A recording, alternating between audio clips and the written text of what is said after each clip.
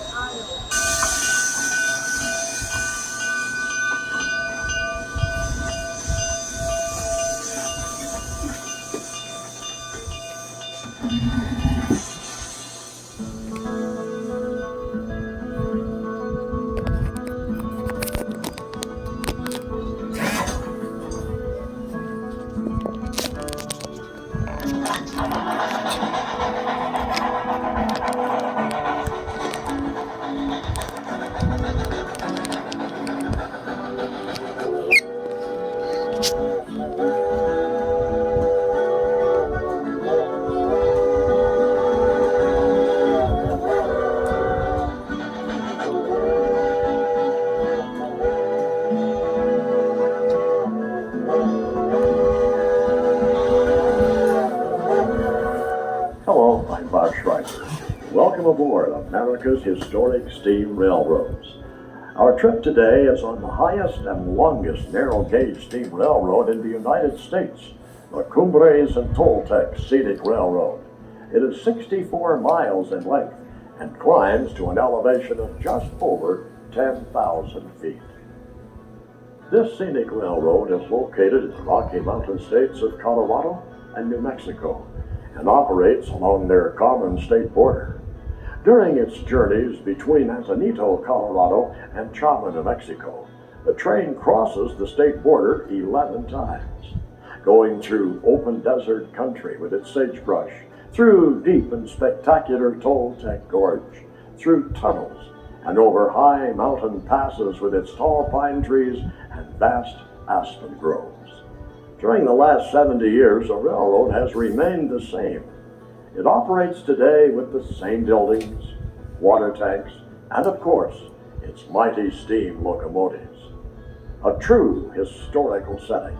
So now, sit back and enjoy your trip on America's Historic Steam Railroad.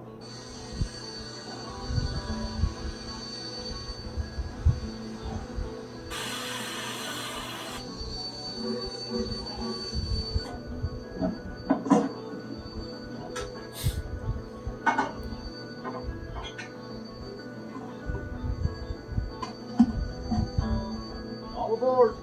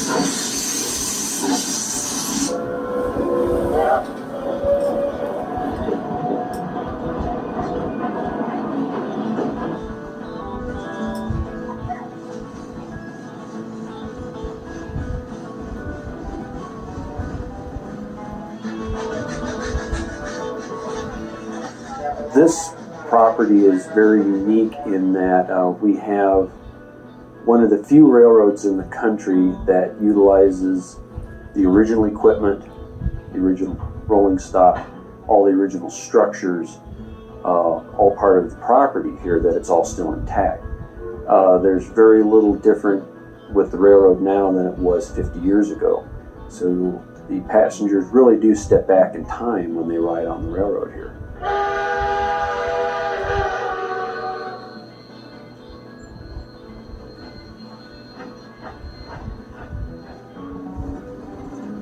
Just beyond the maintenance shop here off the right, you'll find the sand house and coal tipple. The coal tipple is one of the oldest standing structures still left in the yard area. This coal tipple is still in operation.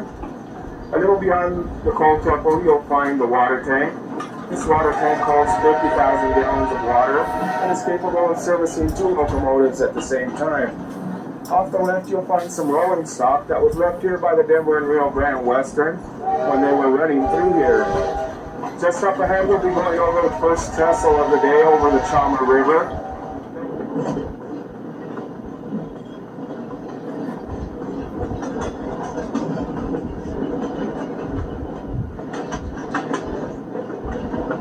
Now on the way up all the way into Osier, we'll be going through some mountainous area.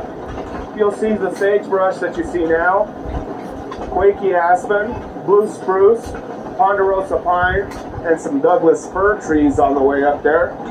Some of you may be wondering about the wildlife. If you keep your eyes open, you might get to spot an elk, maybe some deer, maybe an occasional bear.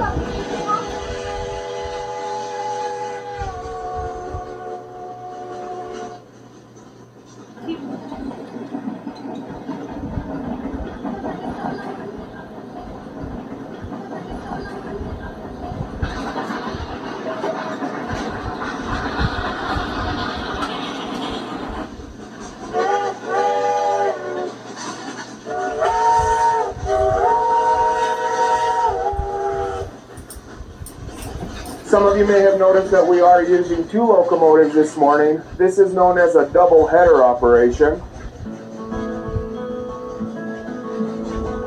Now just up ahead, we'll be going over a trestle. We do have weight restrictions on this trestle. So the process that will be going on here is the lead engine, which is known as the helper engine, will be cut off the train. That one will go over the trestle on its own.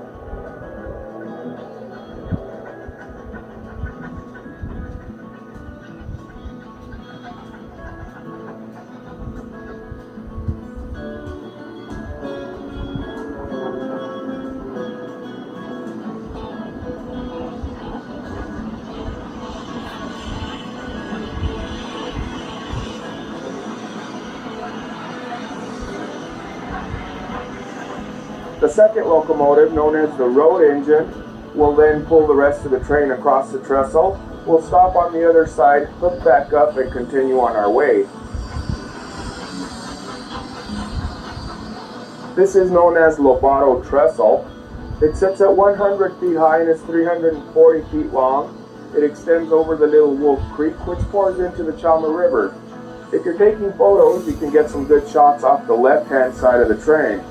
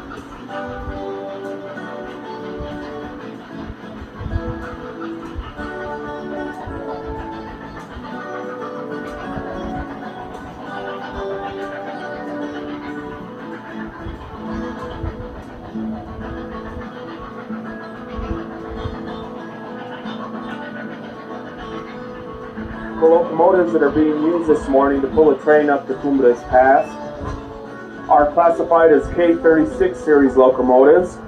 Both locomotives were built back in 1925 by the Baldwin Locomotive Company out of Philadelphia, Pennsylvania.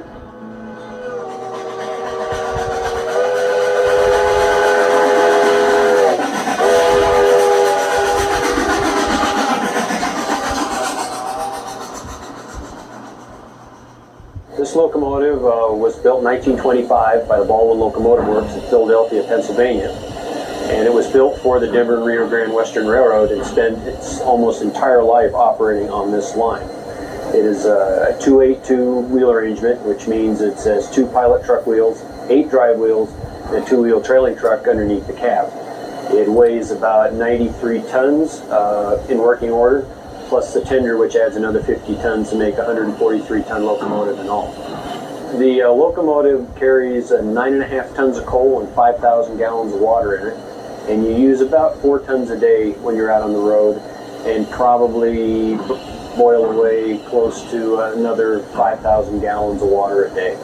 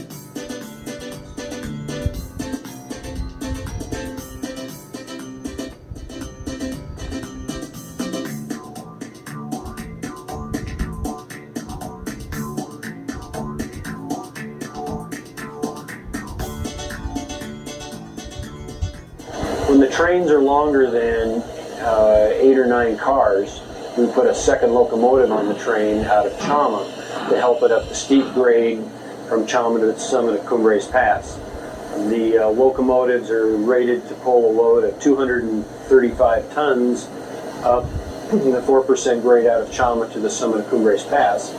And today's train was a little bit heavier than that, which required the use of the second locomotive to the top of the hill.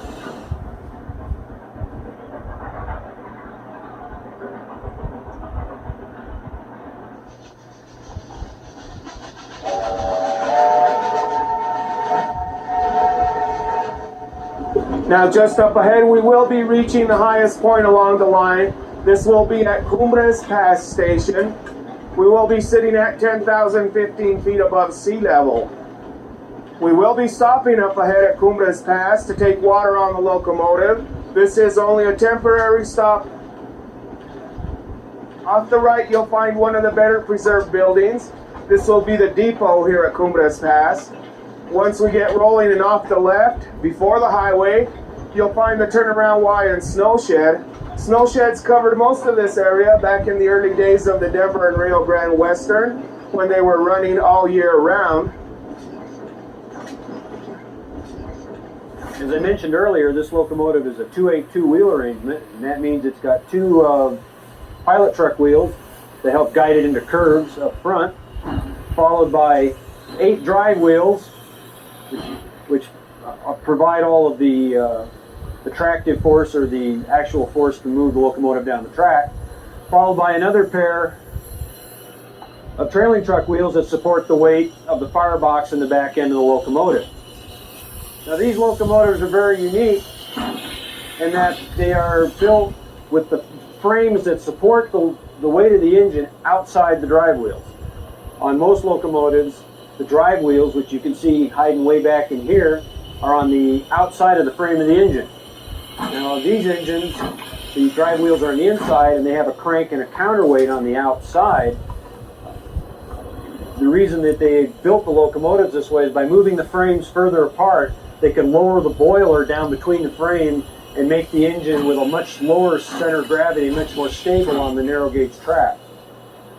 The counterbalances on the outside here are put on there to counterweight the weight of the main rods and the side rods on the locomotive.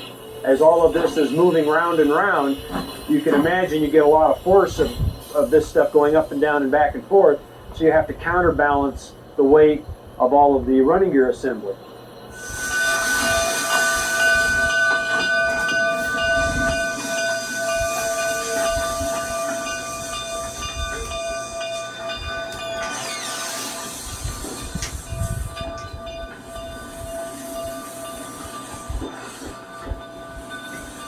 The engineer's controls are right in this area here.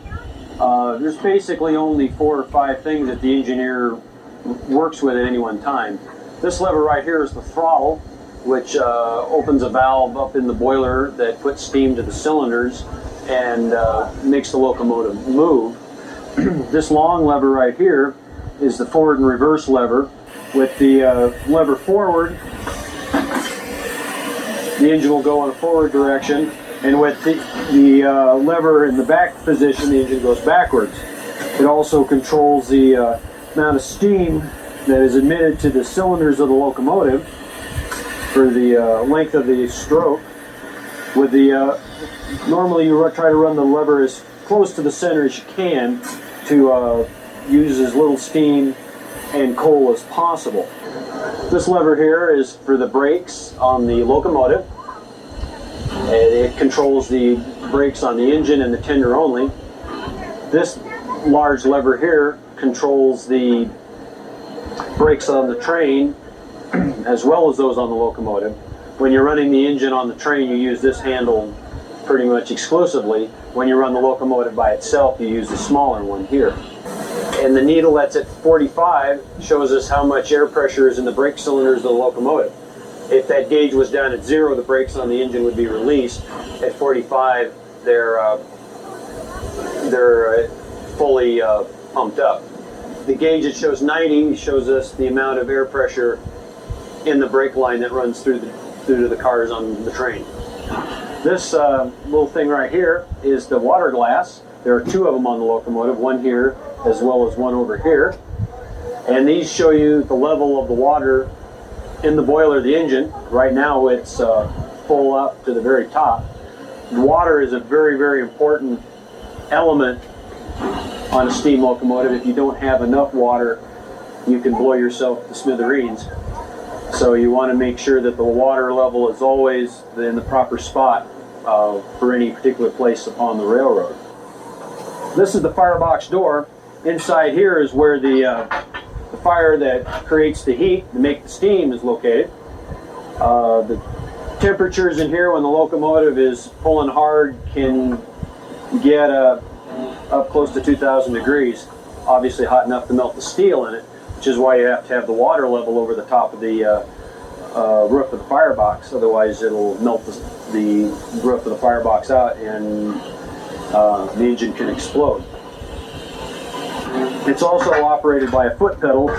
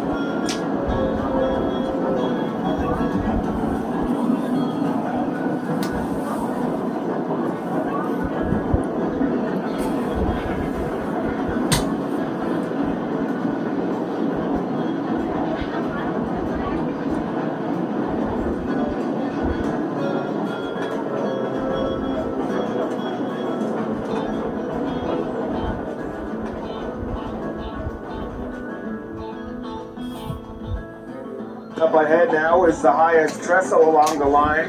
This is known as the Cascade Creek Trestle. This trestle sits at 137 feet high and is 409 feet long. It extends over the Little Cascade Creek.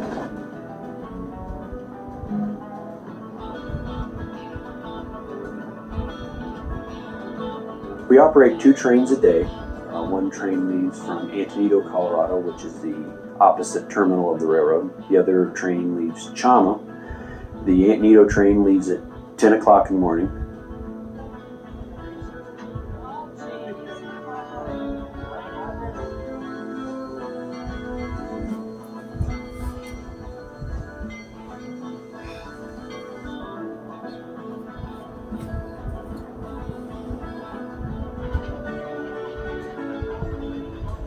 The Chama train leaves at 10:30.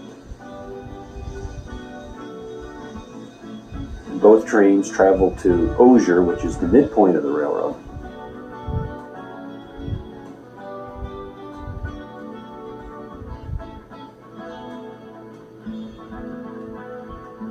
We have a large dining hall that we built to feed passengers.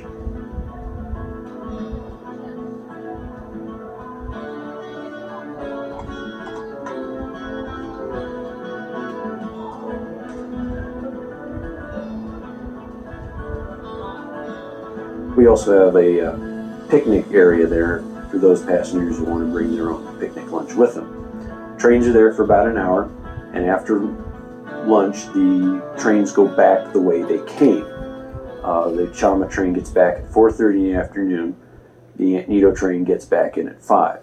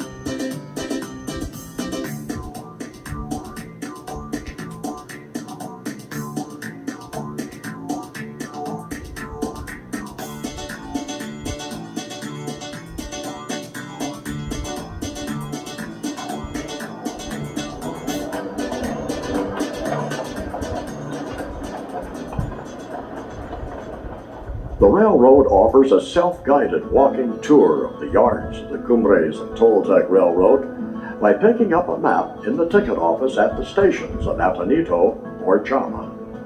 In Chama, for example, you can see the original 1880s log cabin that was used by train crews when they had to stay overnight in Chama. The 1889 original depot. The Y at the south end of the yards, where the locomotive is turned around after each day's trip.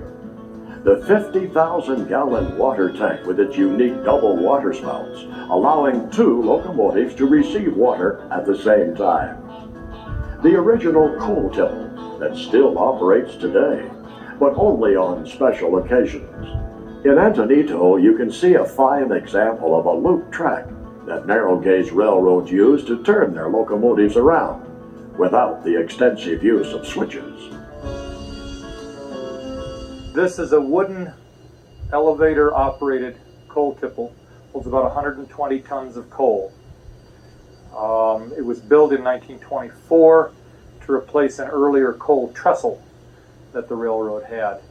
The reason they changed from a coal trestle to a coal tipple is it required much less in the way of grade here to push the cars up, which made it a safer operation.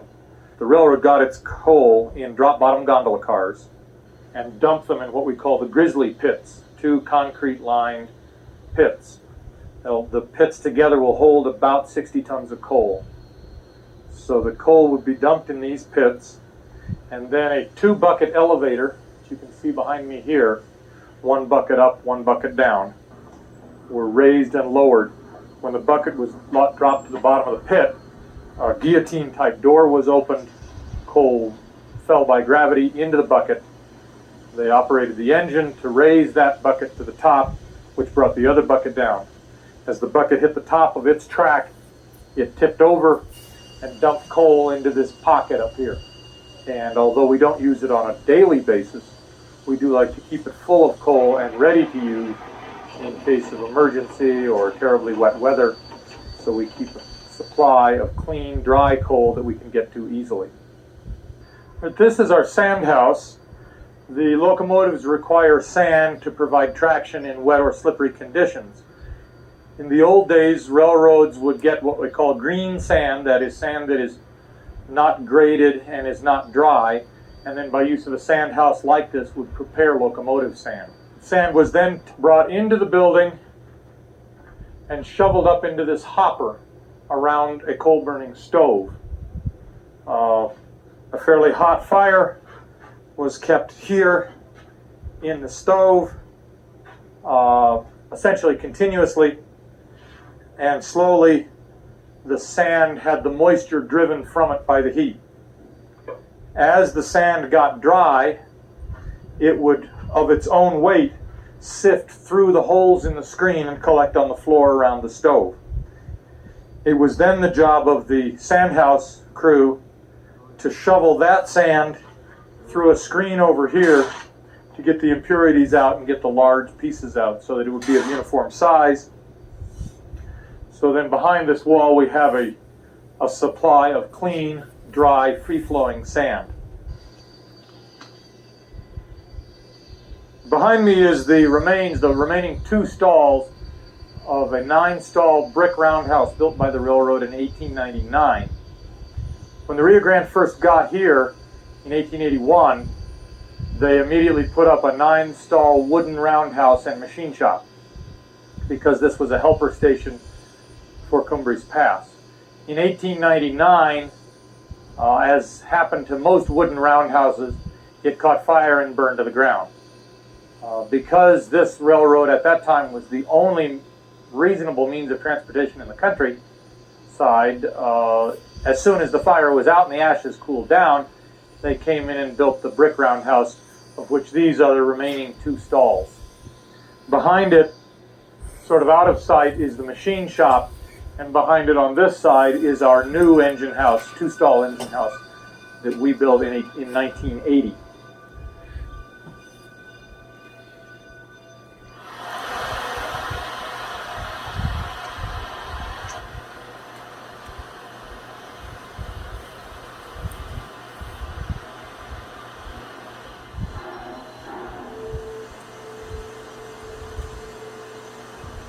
This is rotary OY. It was built in 1923 by the American Locomotive Works for the Rio Grande Railroad and was used here on Cumbres Pass.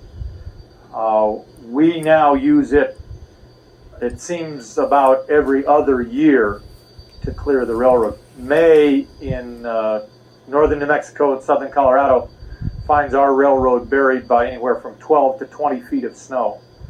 So we frequently find it necessary in order to open the line, which is laying closed all winter, to run a rotary snowplow. This machine was built in 1923. It consists of a standard locomotive boiler and a standard 2-cylinder locomotive engine. The rotary itself only provides power to turn this large wheel. The rotary is then pushed up against the snow by anywhere from 1 to 3 or 4 locomotives, depending upon the conditions.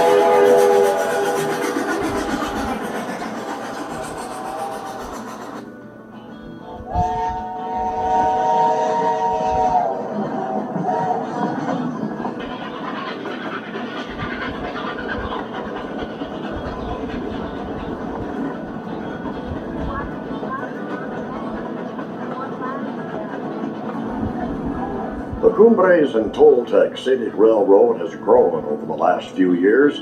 into an outstanding example of why people want to preserve our rich heritage.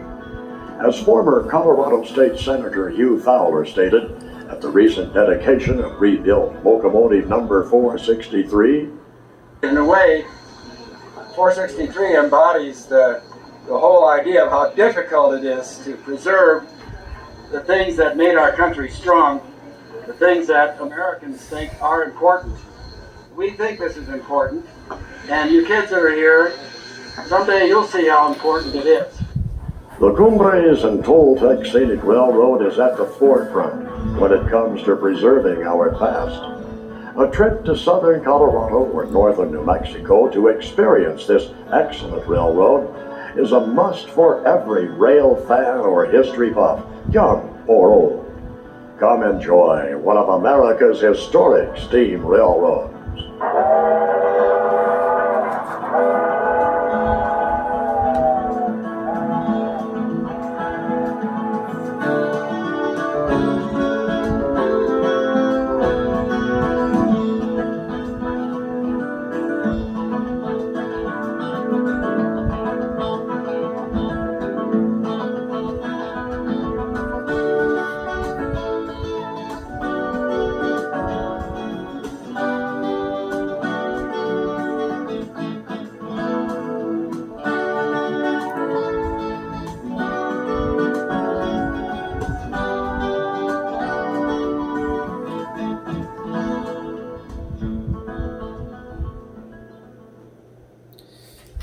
And there you'll have it. What an amazing train ride.